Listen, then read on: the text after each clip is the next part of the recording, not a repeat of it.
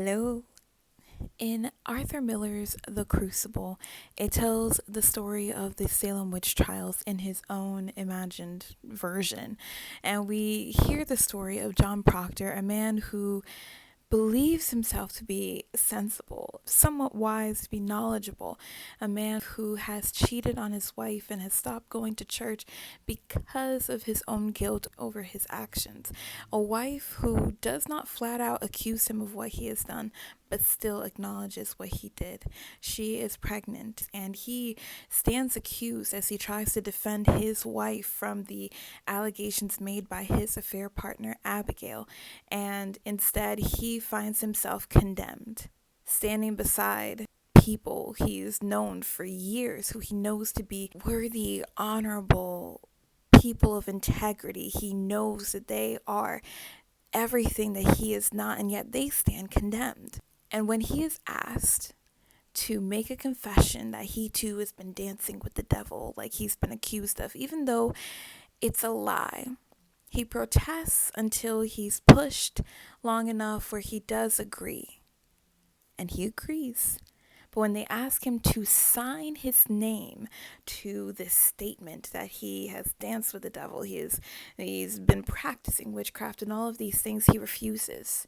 He refuses, and in the end, he himself hangs.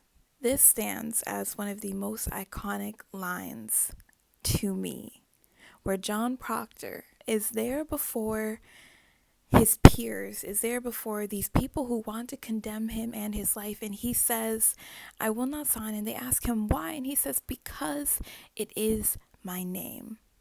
Because I cannot have another in this life, because I lie and sign myself to lies, because I am not worthy of the dust on the feet of them that hang. I have given you my soul. Leave me my name." And I read this play, The Crucible, back in high school. I don't remember if it was junior year or senior year, but when I tell you I have never forgotten that line and I've never forgotten that play, I probably misquoted it a little bit, but but I've never forgotten it. And there's no standard understanding in my head about why it means so much to me. There's just this feeling of importance when he says, "Because it is my name, and because I cannot have another in this life, leave me my name." Why is his name so important? And it makes me think about the importance of our names. How when you introduce someone, well, you don't introduce them as, "This is a lawyer." "Oh, yeah, this is salary 60K. "Oh, this is North Dakota." You don't introduce them by their location. You don't introduce them by how many siblings they have or who their parents are. Well, some people. You don't introduce them by anything really other than by their name. But what is a name? What is a name? In the Bible, a name can become a curse. A name can become a blessing. That who you are, because of your actions, because of how you live, because of how you went about life and interacted with others, your name is now a curse or a blessing.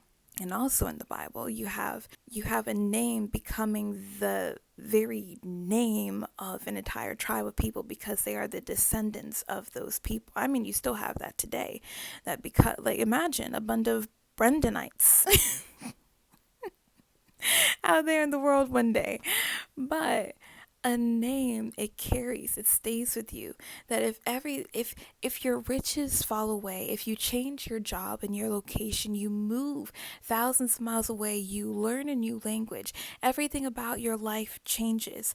Yes, you can change your name, but do you really believe that in 50 years when someone calls that name, you won't turn around?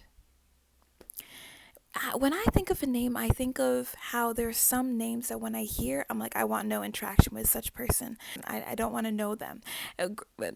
Judgmental, yes.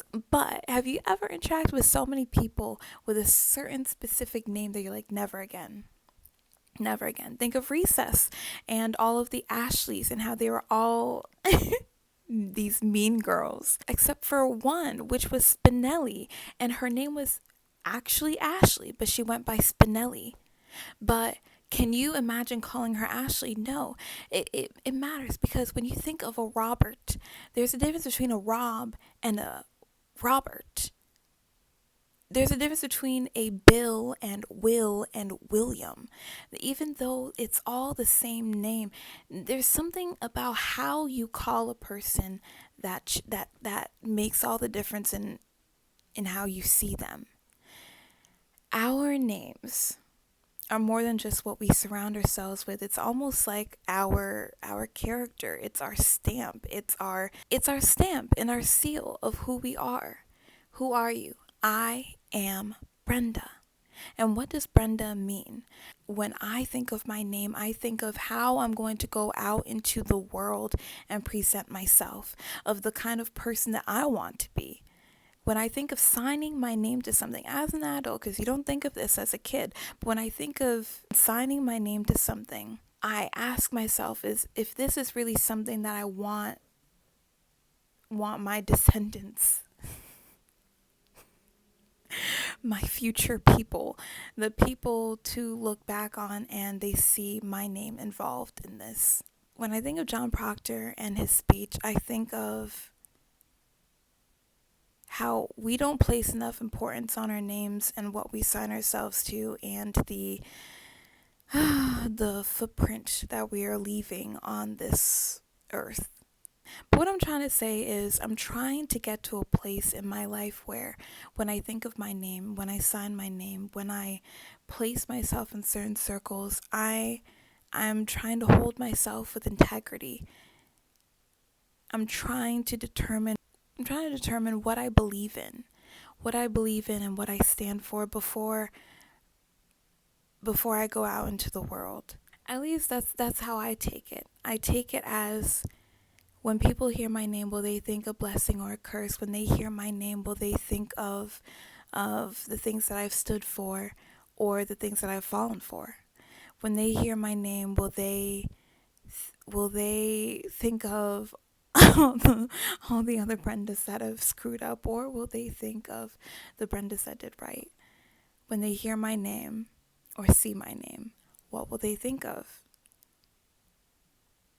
And I guess for John Proctor, he was thinking, I want my name to mean something more than a bunch of other people's lives, and I want to be a man of integrity, and I would rather die with integrity than live with my name now being assigned to something I would never have stooped down to.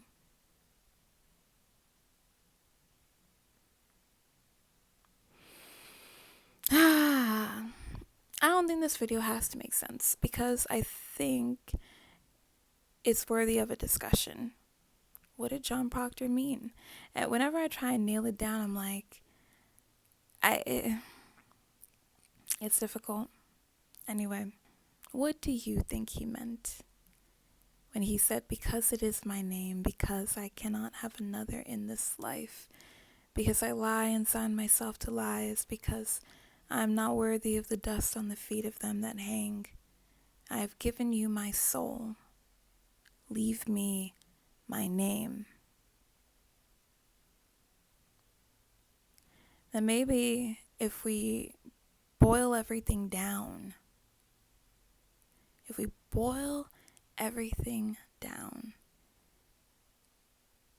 your name is who you are.